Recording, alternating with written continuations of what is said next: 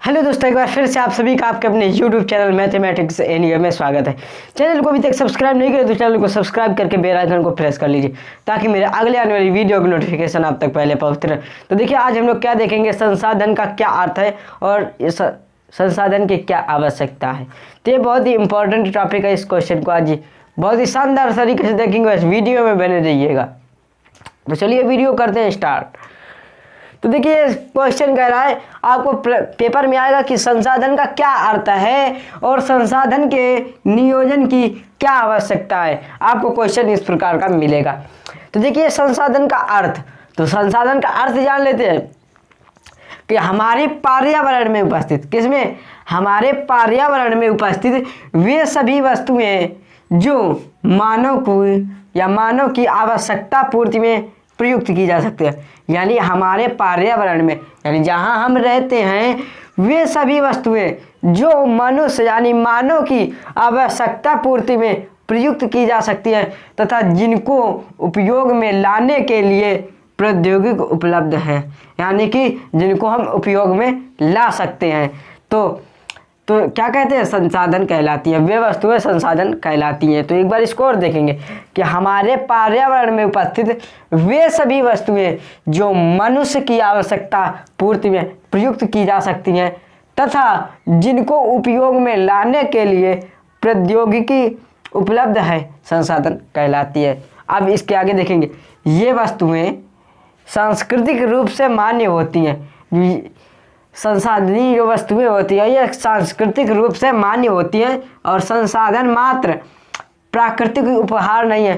जो संसाधन है, जो आप पेड़ पौधे देखते हैं, तो ये संसाधन मात्र प्राकृतिक उपहार नहीं है बल्कि मानवीय क्रियाओं का परिणाम है, यानी कि मनुष्य की क्रियाओं का परिणाम है।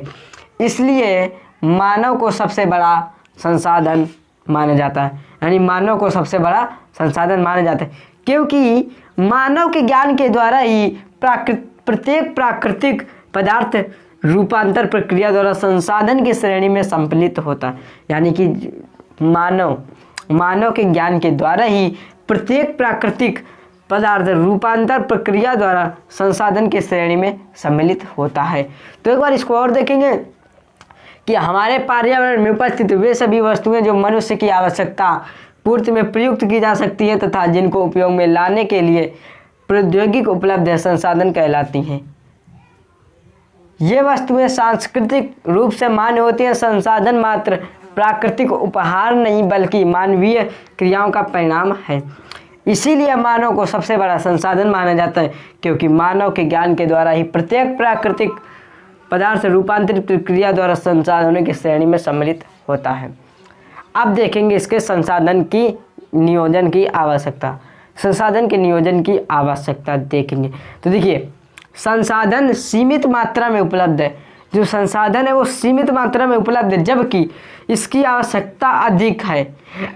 किसकी, संसाधन की आवश्यकता अधिक है। अतः संसाधन के विकास के लिए नियोजन आवश्यक है। संसाधन के विकास के लिए क्या, नियोजन आवश्यक है। जनसंख्या के बढ़ते दबाव से संसाधनों का अधिक दोहन व दुरुपयोग हुआ है। यानी जो जनसंख्या हम लोगों की बढ़ रही है, तो बढ़ते जनसंख्या के संसाधनों का अधिक दोहन व दुरुपयोग हुआ है। कृषि उत्पादन में उर्वरक व कीटनाशकों का प्रयोग किया जाने, यानी अधिक पैदावार की वजह से कृषि उत्पादनों में उर्वरक व कीटनाशक आदि का प्रयोग किया जाने लगा, जिससे मृदा प्रदूषण की शिकार बन गई। यानी मृदा जो है वो मिट्टी है, प्रदूषण की शिकार बन गई। इसीलिए नियोजन की ज़रूरत है। एक बार इसको और देखेंगे कि संसाधन सीमित मात्रा में उपलब्ध है। यानी जो संसाधन है वो सीमित मात्रा में ही उपलब्ध है, जबकि इसकी आवश्यकता बहुत है, यानी इसकी हम लोगों को बहुत ज़रूरत है। अतः संसाधन के विकास के लिए नियोजन आवश्यक है। जनसंख्या के इस बढ़ते दबाव से संसाधनों का, यानी जनसंख्या के बढ़ते दबाव से संसाधनों का अधिक दोहन व दुरुपयोग हुआ।